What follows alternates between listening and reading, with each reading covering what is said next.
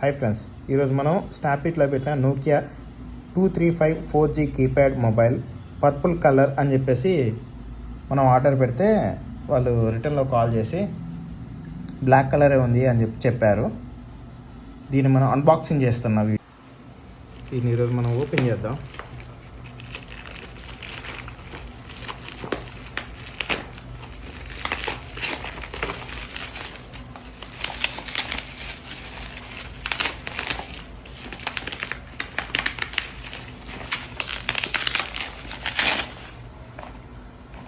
చూసారా ఫోన్ ఎంత క్యూట్గా ఉందో. నోకియా 235 4G చూడండి.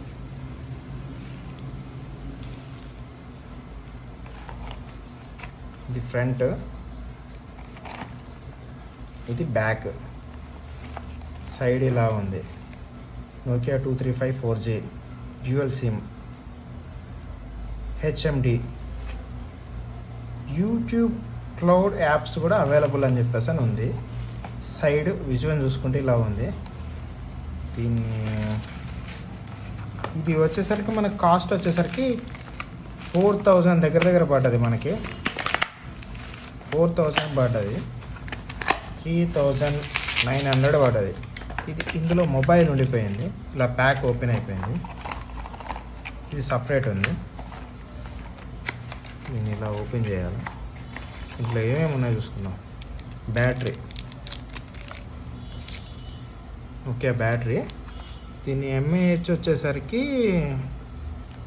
1450 ఎంఏహెచ్ ఉంది బ్యాటరీ. చూడండి, 1450 ఎంఏహెచ్ ఉంది. దీన్ని ఇలా ఓపెన్ చేస్తే మిగతా ప్యాక్లో ఇంకేముందనేది చూద్దాం.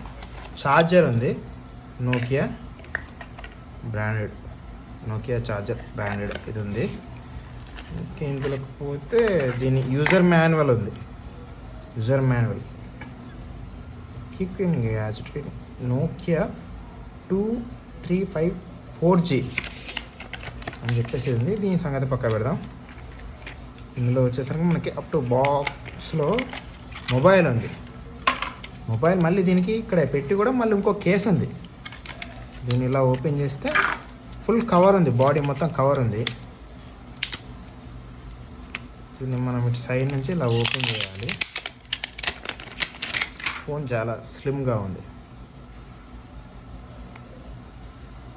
నోకియా దీనికి ఛార్జింగ్ బ్యాటరీ టైప్ సి కేబుల్తో న్యూ వర్షన్. సైడ్ నుంచి ఓపెన్ చేయాలా.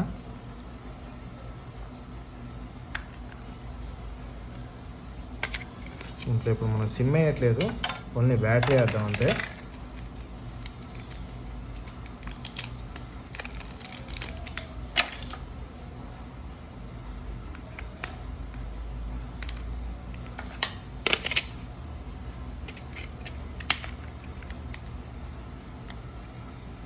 బ్యాటరీ వేసాం, ఆన్ చేస్తున్నాం.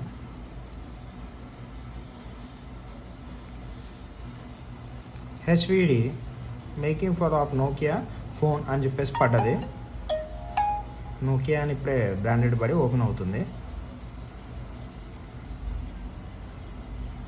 ఫస్ట్ యూజర్ మాన్యువల్ కాబట్టి ఇప్పుడు ఫస్ట్ కొత్త ఫోన్ కాబట్టి ఇప్పుడు మనం లాంగ్వేజ్ సెలెక్షన్ అడుగుతుంది.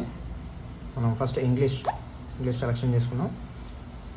టైమ్ అండ్ డేట్ అంటే ఇప్పుడు సిమ్ ఉంటే ఆటోమేటిక్గా టైం తీసుకుంటాం, లేకపోతే సెలెక్షన్ చేసుకోవాలి. కాబట్టి మనం నో కొడతాం. స్మాల్ తీసుకుంటాం, లార్జ్ తీసుకోం. Thank you for Nokia choosing for Nokia 235 అని చెప్పేసి 4G అని చెప్పేసి by continue you accept this HMD global privacy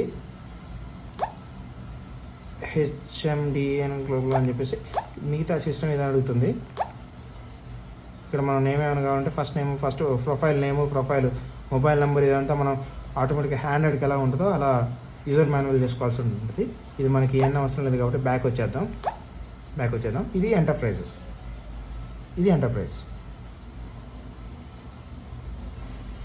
ఇందులో మన సిమ్ వేయలేదు. ఇందులో ఆప్షన్ చూడండి. ఇది వచ్చేసరికి కాల్ మొబైల్, ఇది కాంటాక్ట్స్, ఇమేజెస్, ఇది ఏంది జిఎస్ పే అంట. ఇది మెసేజ్, కెమెరా, ఇక ఆప్షన్స్ కామన్గా ఉన్నాయి. ఇదైతే నోకియా 235 4G డ్యూయల్ సిమ్.